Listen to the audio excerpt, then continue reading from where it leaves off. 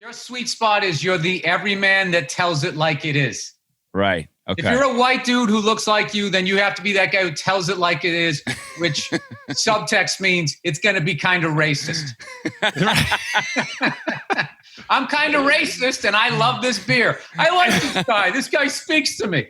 Right. Totally. But you wouldn't be successful, Bill, if your comedy, I feel like your comedy, your opinions hit with the majority of the people. Everybody that we're talking about that's not represented in the fringes of social media that are, by the way, the ones that are going about canceling everybody because they want to just take everything else down. You wouldn't be successful. That's why. You guys follow Kyle Dunnigan on Instagram?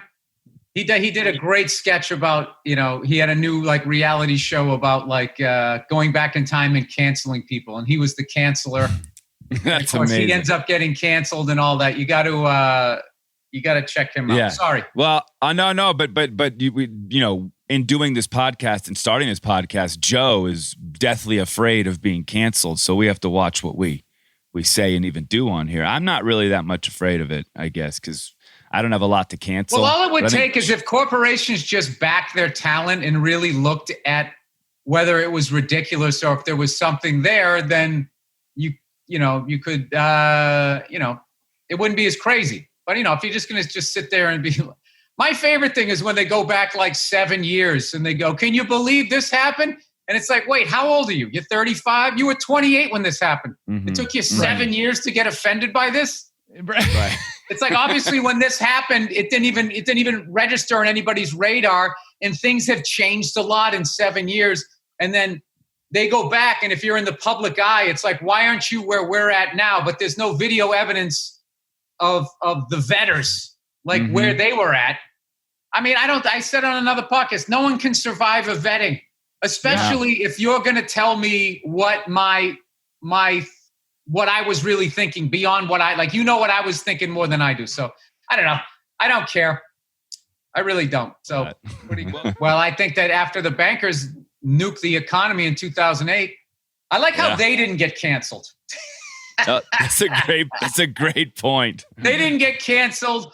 Oil companies dictating our foreign policy. None of them seem to get canceled. But that same guy who works at an oil company, if he was at a food court at a mall and he said, hey, nice legs, that would be it. Yeah.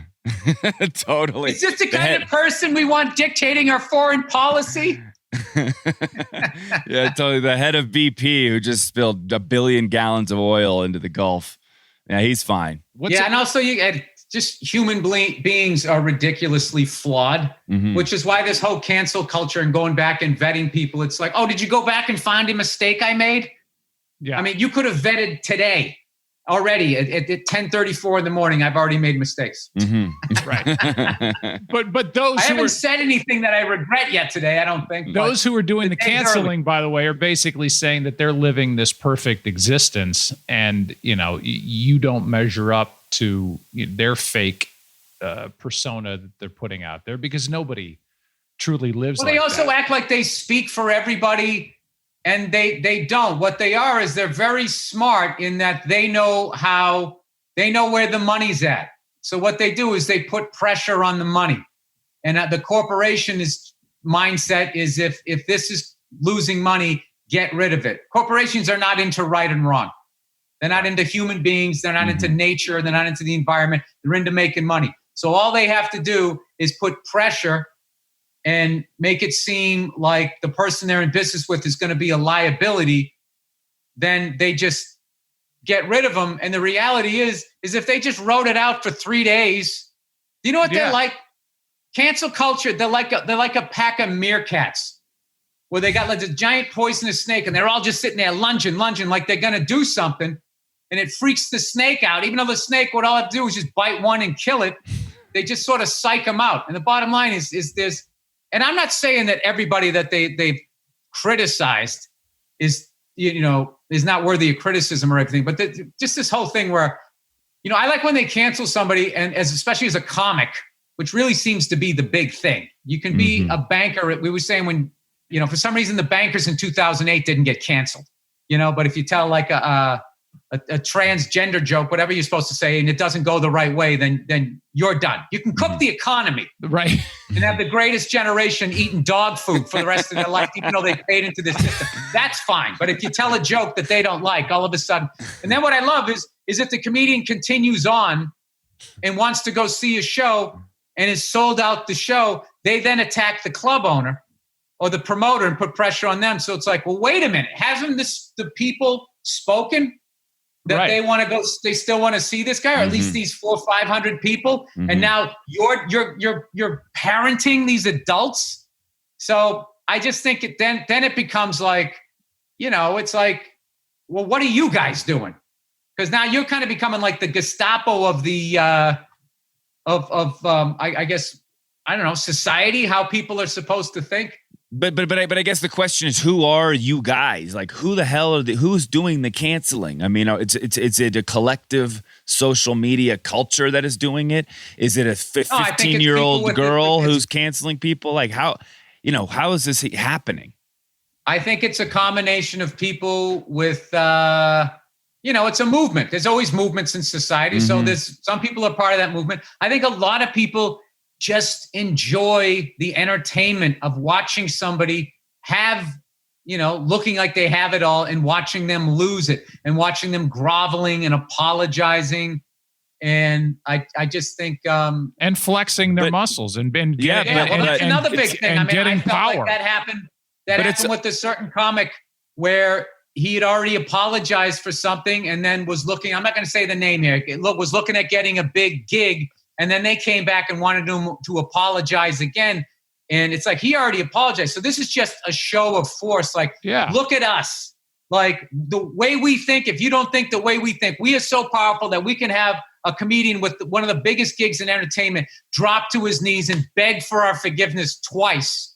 And, but it's interesting though. What's interesting though is if you have created a persona, you can be immune from some of the cancel culture. I mean, you look at Howard Stern. Howard Stern is Teflon, I guess. You can't touch the guy. If you go back and you look at his career, I mean, how is Howard Stern still on the air? He's my favorite, by the way. But this is the thing. It's just he's untouchable, though. But you got to look at humor. Humor is like music. I remember in the 80s, we were all making fun of disco, saying disco was terrible. First of all, we were acting like we didn't like it when it was out. And then we were acting like this hair metal, we had all these guys dressed like chicks singing about the devil was the answer. And then by the 90s, that looked ridiculous. And humor is the same way. Like, I love when they go like now they'll go after a guy if a guy just has a young girlfriend. If they think the age difference is too big, it's like, well, things change. They're like, nah, this was never acceptable. It's like, dude, Elvis married a 16-year-old in front of the whole world. Yeah. Right. He was Jerry still called Lewis. The king. Yeah. And Jerry Lewis got in trouble because that was like a second or third cousin. Right. But yeah, Elvis was smart enough. So there is and then what I don't like is I don't like the dishonesty of acting as though, so if you're part of that cancel culture group, it's just like, so you never needed to grow as a person. You don't look back at yourself 10 years ago going, oh my God, I can't believe I did that. Look back on a relationship and be like, oh God, like all the signs were there. I should have gotten out of that. I broke this person's heart. I feel terrible. Blah, blah, blah, blah, blah. Like, there's no room for mistakes. There's no room for growth anymore because you're immediately just fucked. Yeah. And it's just because they know where to apply the pressure. They're like jujitsu artists. They get you in the triangle. But you don't fear that though, right? You don't fear being canceled or any way, do you? Of course I do. You do. Of course I do. Well, I mean, if you're going to if anybody can say anything and they don't have to, there's no trial. I mean, who's really safe? I mean, but how has that affected the way you go about your life and the way you go about your comedy? It actually made me go a little harder. It's just like, all right, well, I mean, if you're going to get in trouble for this shit, I'm going to go down swing. I mean, but also like I've grown as a person as far as like, there's that thing when you first start being a comedian, you have this, sort of cartoon idea of what a comic is. And he's smoking a cigarette and he's got a leather jacket and he's fucking talking about all this taboo stuff. So you try the jacket on. Hey, am I a Bill Hicks guy? Am I Lenny Bruce? Yeah. And I went through that period and it's just like, that's not who I am. And then when my life was not going the way I wanted it to, and the more I was sad about not finding love, not getting married, not having kids, the more I was trashing women, the more misogynistic my act got. But it was, when I go back and look at that, I look at it now, it's like, I didn't believe any of that. That was all of my fear of committing to a relationship, dying alone, never having kids. I just didn't have the mental capacity to understand where that was coming from. It's just, but like if somebody would, to look at it now and be like, oh, this is the guy who's going to be the spokesperson for SeaWorld when he said such and such in 2006. You're like, I'm not that guy anymore.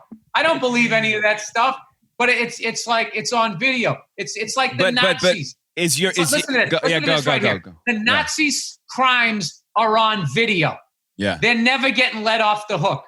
All of those other guys, Attila the Hun and all these lunatics, Stalin doesn't have enough video. He didn't have enough video to get to really stick to the Mount Rushmore of evil. He just didn't. So, when you really go back and you look like all the slavery and the genocide of Native Americans, it's not on film. Not enough of it. Like when you read what happened, you got to close the book. It's so bad. But if there was video of what human beings did to other human beings, I think the Nazis opened that show. Mm-hmm. I think they're hosting that. I would say what we did lasted for centuries. What they did was a decade. You know what I mean? Yeah. I don't know.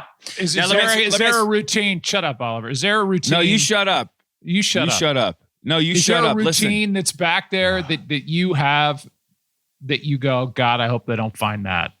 I hope they don't go back and look at that. No, because I know it's a joke. It's a joke. And it's just like, I can't, listen, you have the freedom to take what I say seriously. But just because you take it seriously doesn't mean I now meant it. Right. Okay. And if I tell you that I was joking, I'm the guy who wrote the joke. I know what I was thinking. But how about today? You were saying before sort of how, your insecurities sort of came out in your comedy and you went hard into it, right? Like with, women, for instance, you weren't married, you didn't have kids. You went hard into that. I would say all subjects. But nowadays, though, is that still a part of your comedy? Meaning, are you doing things now that in 20 years you're going to be like, oh, I was, that was me then? Or are you coming from a more pure place? That's hard to say because I feel like because you seem like a happy guy right now. Yeah, exactly. Yeah, I'm at the forefront of me understanding whatever I am. Mm-hmm. So I hope I keep learning or whatever. But you also kind of hope that you're done. So that you've completed it. So I don't think. I don't know. I will tell you this though. I have been having a ball trashing white women. Yeah. And just watching how in this whole progressive woke movement, how they somehow divorce themselves of their own white skin and their own white privilege, put it all on white males, and then stuck themselves at the front of the line as far as oppressed people. So I've been having a ball with that. And because it is bullshit. If I see one more blonde white woman, and I just feel like for me it's extra hard because it's me. It's just like, I'm not saying you don't have it harder than me, but why don't you look over your shoulder every once in a while? You might feel a little bit better about where you are in the line of difficulty. If you were to look at the arc, you're almost at the apex. That's so great. And what kills me is as guys, you have to sit there and listen to that. Yeah. Because you're right here and they're here. I have to listen to them like, they rode over on the Amistad. It's like, no, you came over in an SUV with heated seats. Just stop it.